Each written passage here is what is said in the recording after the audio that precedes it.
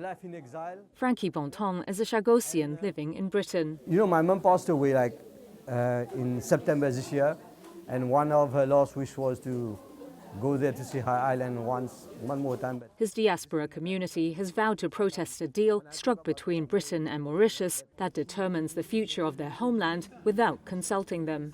In October, British leaders agreed to hand the Chagos Islands over to Mauritius while retaining control of the Diego Garcia military base for 99 more years. That's after forcibly removing Chagossians more than half a century ago from parts of the Indian Ocean archipelago to make way for the British US base. Our people were sacrificed for Mauritius independence, for this military base, for the defense purpose of the West. What about us? What do we gain in return? A life in exile.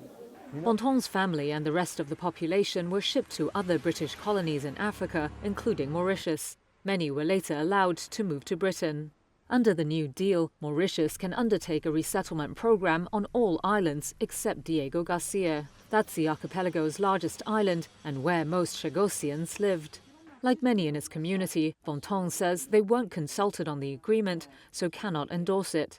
Our views and opinion, we should be at the negotiating table, and they have to listen to us, because if they want to implement any resettlement plan whatsoever, Chagossians should be involved, simple like that, But since the deal was struck, high-profile figures have publicly criticized it, including new Mauritian Prime Minister Naveen Ramgoolam and Marco Rubio, US President-elect Donald Trump's pick for Secretary of State. Uncertainty over the agreement has given fresh hope to members of the Chagossian diaspora for a last chance to demand a rethink. They plan to protest at the British Parliament and are looking at options, including hunger strikes. Fellow British Chagossian Jemmy Simons underlined the trauma being inflicted on generations of those who were colonized.